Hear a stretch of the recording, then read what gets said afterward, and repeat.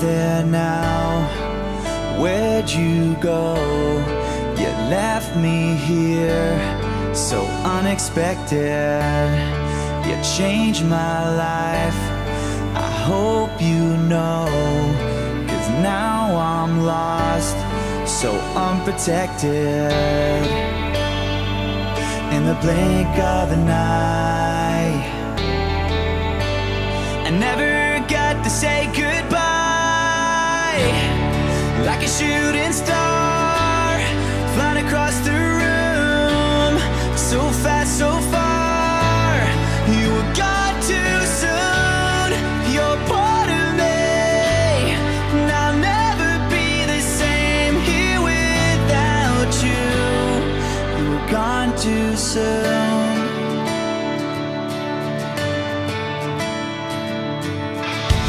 You were always there, like a shining light. On my darkest days, you were there to guide me. Oh, I miss you now, I wish you could see just how much your memory will always mean to me.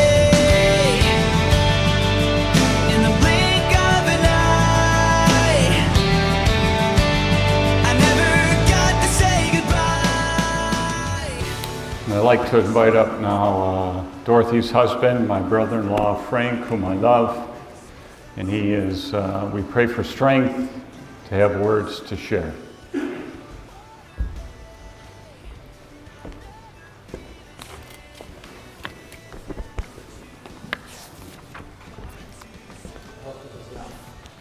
Yeah.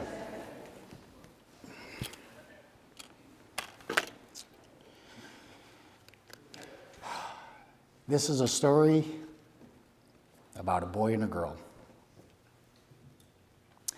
My very first job was at McDonald's, my first real job.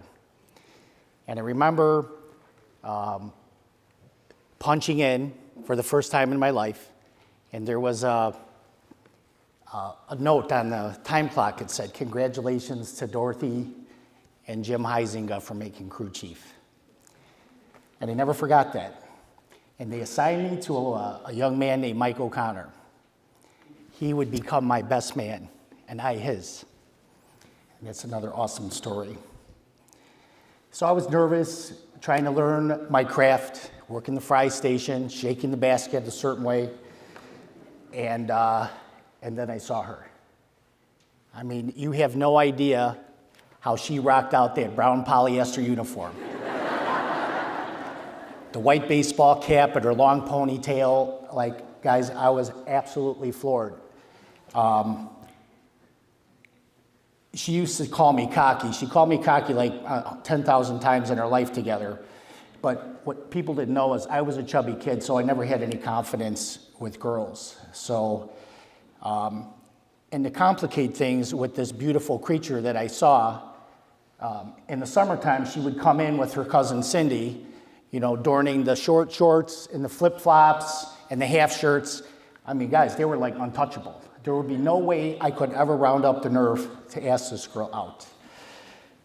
It took a couple years. It took the collaboration of everybody I could engage, the collective mindset of everybody, like, what do I do? How do I do this? And we had our first date in June of 1983. I had it all planned out, perfect date. We're going to Yogi Bear Miniature Golf, and then we're gonna go to Russell's for some barbecue. The miniature golf, guys, was the first time where I was exposed to that Huizinga competitive streak. We were plugging along, and she was not doing well, and she certainly wasn't beating me, and she was getting, you know, more angry. I could tell, and I'm like, wow, what's going on here? And at one juncture, she smacked the ball right off the golf course. I mean, it went through the fence and off the golf course. We were done. That was it. So I'm like, all right, well, maybe we'll have better luck with the food.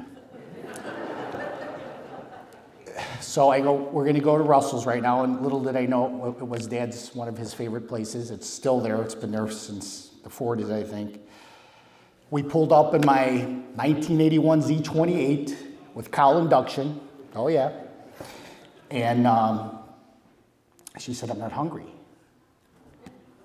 I'm like, well, they have this thing, it's called an orange whip. It's a really good, like milkshake type thing. It tastes like a dreamsicle. Well, I don't want that either. So I got up, I went inside, I got 2 orange whips. I handed one to her, and I'm slurping on it, and she's not even paying attention. So in my act of defiance, I took it out of her hand, I threw it in the garbage can, and I looked right at her.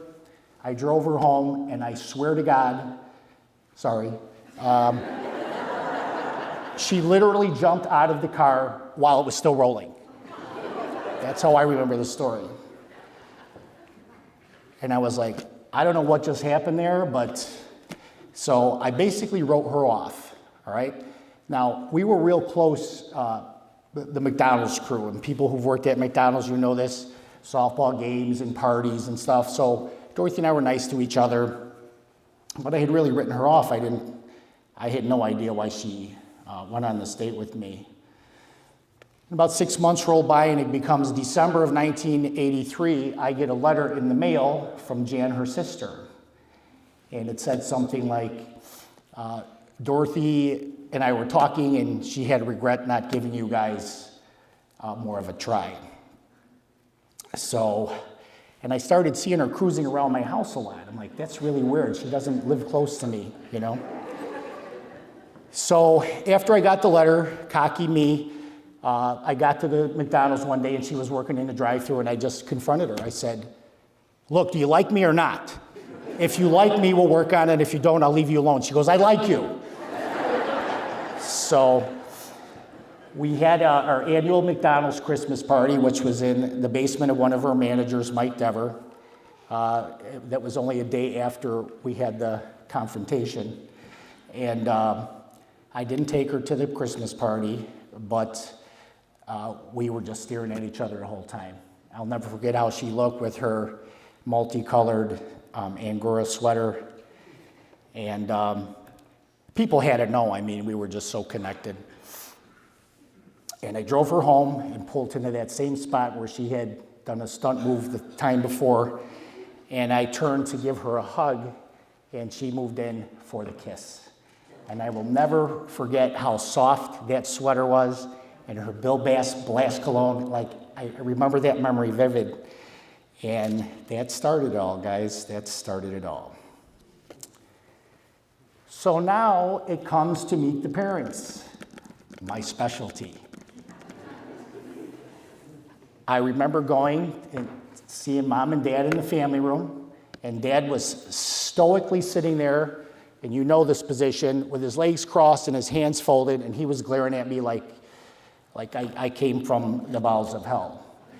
And Mom started grilling me. She's asking me all these questions, and I'm doing my pitch, man. I'm going to engineering school, I'm doing this, I'm doing that. And you know what happened in the middle of that? Dad got up and he walked out of the room. He just left. I go, wow, I feel like now I know how comedians feel when they're bombing, right? So didn't go well. I left, and then Dorothy would tell me the next day that my mom thinks you're a dreamer.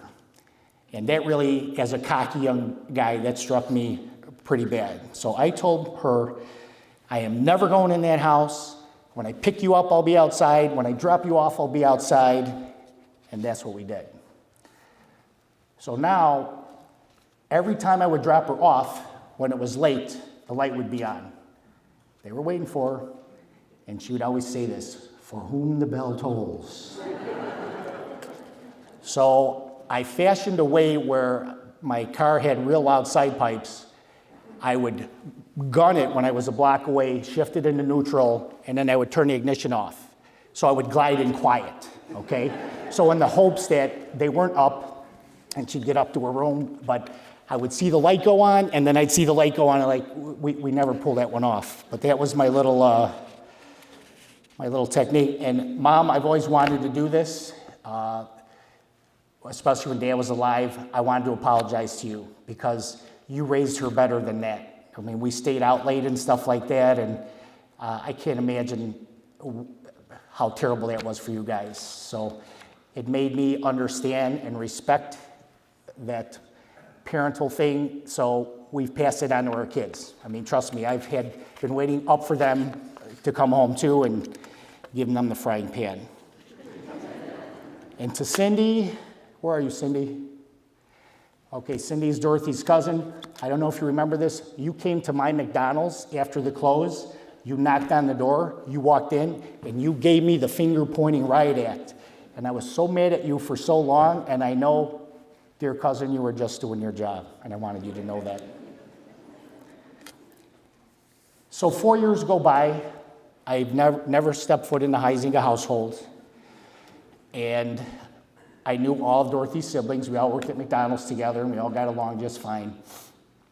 And I don't know what sparked this, but I got an invitation to play golf with Dorothy's dad, Dorothy's brother John, Dorothy's brother Jim, and me. Now, guys, I'm a golfer. I was the captain of the golf team, so I was like, I'm excited about this. Little did I know how nervous I would be. So we get to this golf course. I played 100 rounds at. The fairways are so wide, you can't hit a ball out of bounds. I got to go first because I was the guest. These were Dad's rules, very strict on the rules. And I dribbled the ball into the one bush that was along the fence. It was literally, I was so nervous.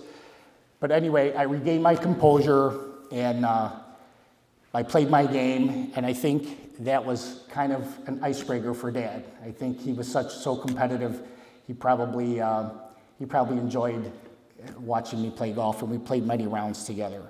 So it took 4 years to get to that point, and that year I got invited to the family Thanksgiving. So to preempt this, Italians do not do good Thanksgivings. We dry the bird, that's why we have to have lasagna and pasta on the side, okay? But my mother, Jean, she put out this amazing spread. I could not believe you did all of that from a little kitchen with one stove, all the side dishes. I mean, I was floored. I've told you many times at our Thanksgiving, you inspired that. Like, we've had like 50 Thanksgivings since then. That all came from you, and I'm grateful for that. And then that year, same year, I get invited to Christmas Eve. And Christmas Eve in the Huizinga house was a big to-do. Everybody came, aunts, uncles, cousins. And I didn't know anybody. No, I didn't know too many people. And I remember Grandma sitting in a chair. And in my culture, you always pay homage to Grandma first. So I walked up to her, and I hugged her, and I said, Grandma, I'm Dorothy's boyfriend. And I'll never forget Uncle Mel. He made me feel at home. Uncle Mel was the man. So that was it. I was part of the family. We were accepted as a couple, and we started to have little gatherings, her and I, little barbecues and stuff to bring the families together. And I will never forget this memory. You know, I was raised by two women that are like 4.5 feet tall, all right? And we're huggers and kissers. And Dorothy's dad was a very stern man of stature. He walked with his shoulders back. And a lot of people were intimidated by his look, which I understand because people say that about me sometimes. And when he met my grandma and my aunt, they pulled him down like this, and they started kissing his face, and I'm certain he's never turned more red than that. So, and Dorothy used to ask me, what do you think it would have been like if your mom met my dad? Now, for those of you who never knew my mom, the best thing I could say is she was larger than life. She's undescribable. And my answer to her was, well, if your dad was sitting down, my mom would have plopped on his lap, gave him a big kiss, and started running her hairstylist's fingers through his thick head of hair, wondering what she was going to do with that head when she got a hold of it in the barbershop. In my family, you know what I'm talking about. So, I was thinking about marriage for a long time, but, you know, I wanted to make sure I had a house and a car and my career was taking off. I was very calculating that way, so it took 7 years. And finally, I made the decision, and me and my best man, Mike O'Connor, we went to go pick out a ring. So on the anniversary of that Christmas party, which was December 22nd, we went to Mike Devers' house where we had the party. I parked out in front and I said, do you remember this place? And she's like, yeah, of course. And I took the ring out and I said, will you marry me? Now remember, we've been dating for 7 years. And she opened up the box, she goes, what is this? I go, it's an engagement ring, will you marry me? She goes, no, really, what is this? It took about 3 no reallys before it sank in. And then we went over to Mom and Dad's house and they cried together. I'm still not sure, Mom, if those were tears of joy or sorrow, but we'll talk about that later. So we had a small ceremony. John married us at Ebenezer. And then we went to Carson's Ribs. Everybody ordered what they wanted. And then Dorothy and I took off for Hawaii. And if you were to ask Dorothy, what's the most prevalent memory of your wedding day, this is what she said. I took the biggest poop of my life that day. It's a sign, it's a sign. So, kids would come, and she got pregnant, and she would say to me all the time, I think this is a girl. Here's the reasons why. Are you going to be okay if it's a girl? And I'm like, of course I'll be okay if it's a girl, but I don't have any girls in me. So we had a boy. Next pregnancy, I have morning sickness. Everything's different. I'm carrying different.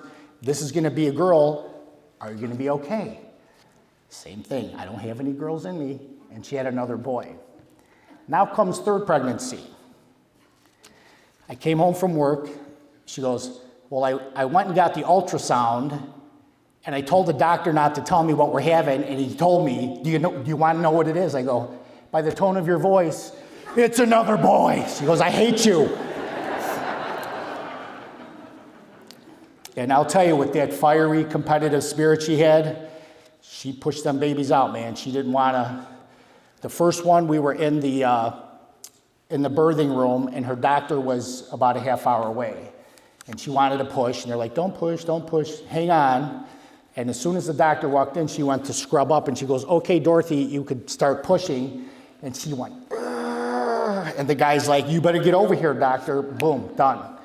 Now, second pregnancy, she's going into labor.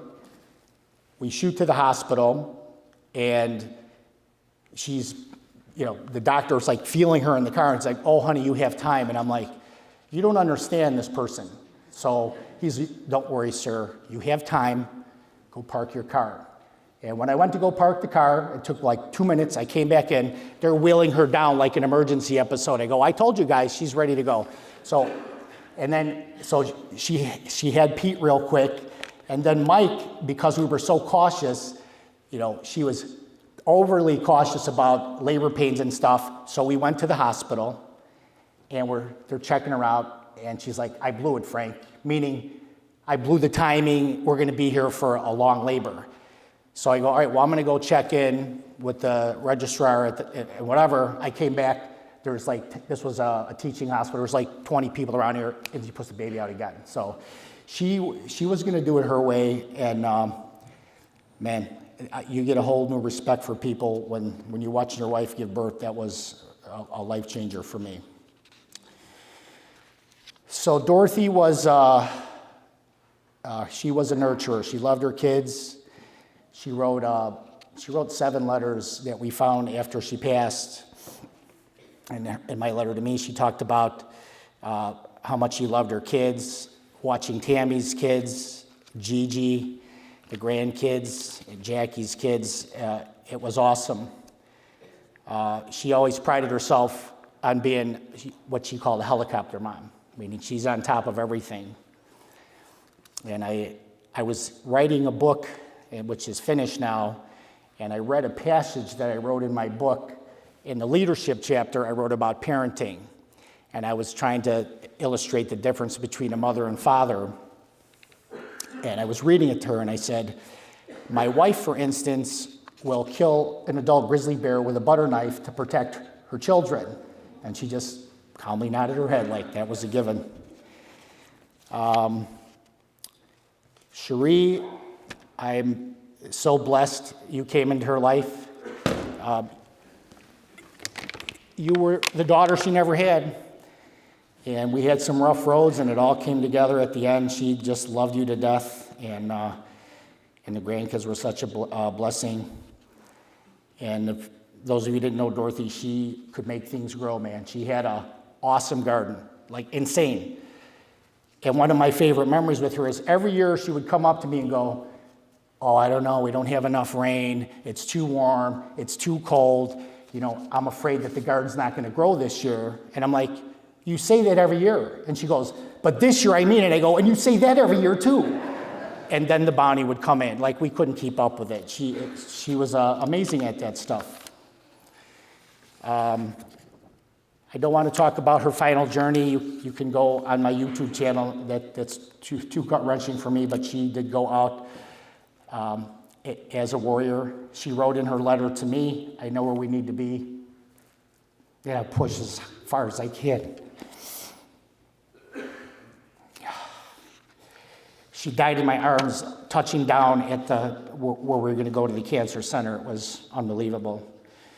And she did. She pushed as far as she could. She didn't surrender. And I believe that's part of the blessing. I would not be surviving, my friends, if I didn't have all the support. I mean, thousands of texts, emails, phone calls, cards. It's been a really good learning experience for me. I will be better at helping people through this. And food played such a key role. You know, I'm the guy that cooks the food for everybody. And Pistachios, Tammy, Jackie, Dawn, Jim and Dale, Chris and Cheryl, you all came with food. You have no idea how that eased some of my pressure. Something that's really meaningful to me, and this is a big loss, guys, is three people were really on me like fly paper. And they were people that had the biggest loss ever. They lost their child. They were on me like every day almost. And two of them are here, three of them, Eric, Vince and Jana, and my friend Jimmy Place, who was here and left. I never stopped grieving with you. And some of my friends were checking in with me every day. Joe, Tony, my cousin Dale, Tommy Heights, who's not here, and Tammy, I mean, several times a day, and that really helped get me through. It helped us all get through. And I want to share a full circle story that just happened yesterday. My cousin Carl, who's one of my favorite people, his daughter Julie lost her mother when she was a teenager.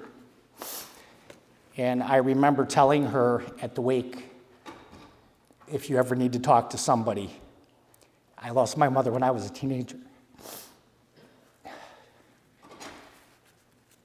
She called me yesterday and she said, I was waiting for the right time to tell you this, but if your sons ever need someone to talk to that lost their mother, please tell them to call me. It was a beautiful full circle story, and thank you, Julie, for that.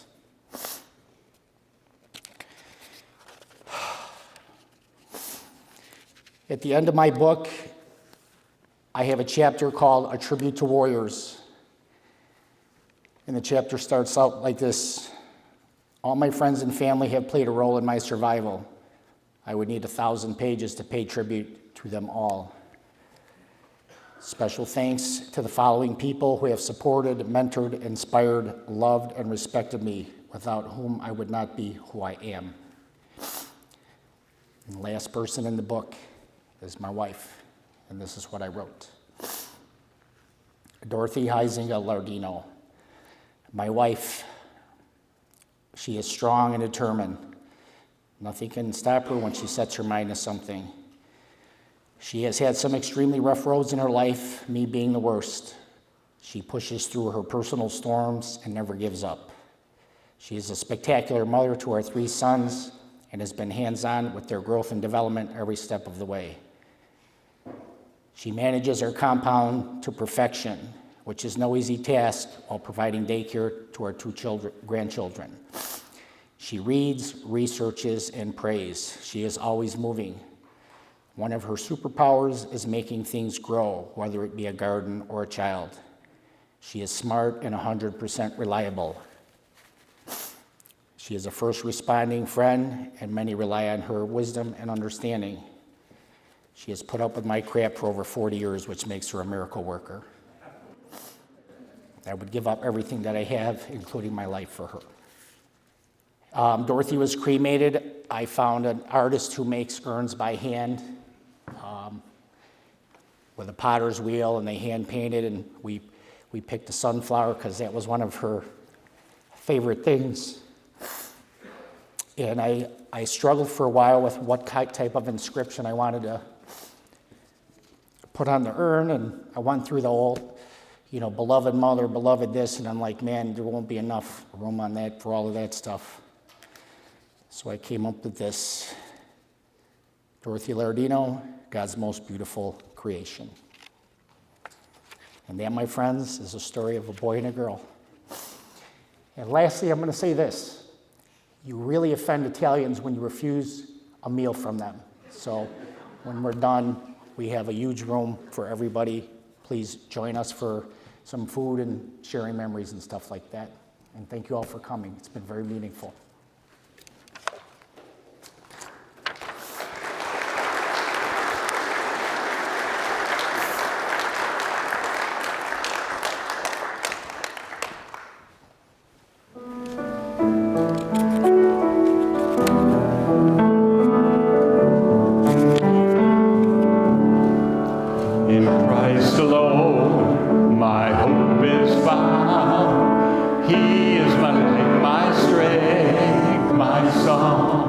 This cornerstone, this solid ground, firm through the fiercest drought and storm. What heights of love, what depths of peace, when fears are still, when strife cease.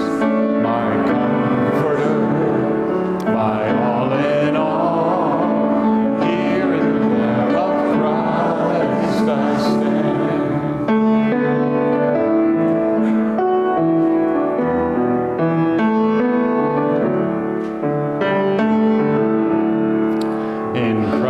Alone, who took on flesh, fullness of God in helpless babe, this gift of love and righteousness, scorned by the ones he came to save, till on that cross as Jesus died, the wrath of God was satisfied. For every sin on him was laid, here in the death of Christ I live.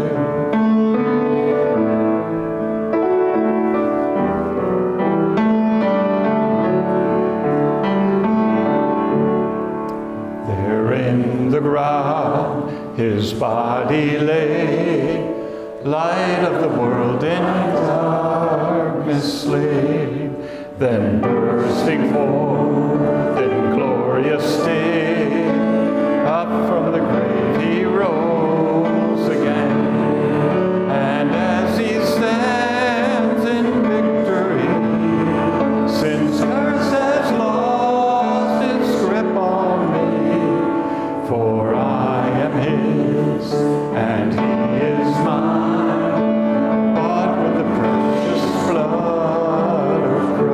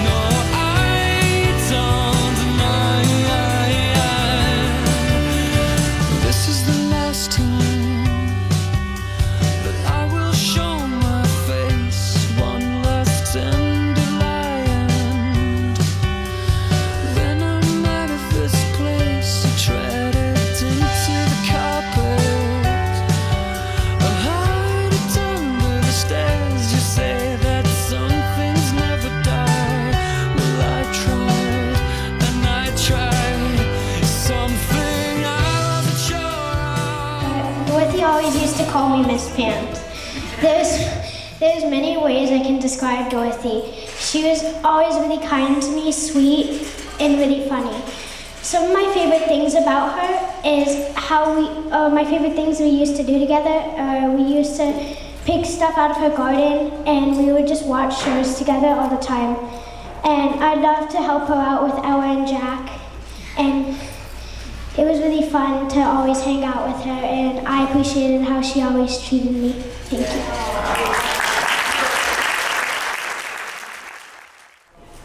Dorothy brought in a book that was about cancer.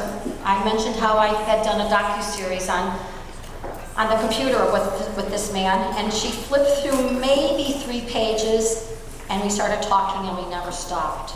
Second time together in the oxygen chamber, Dorothy opened the book, left it on her lap, and the conversation continued on.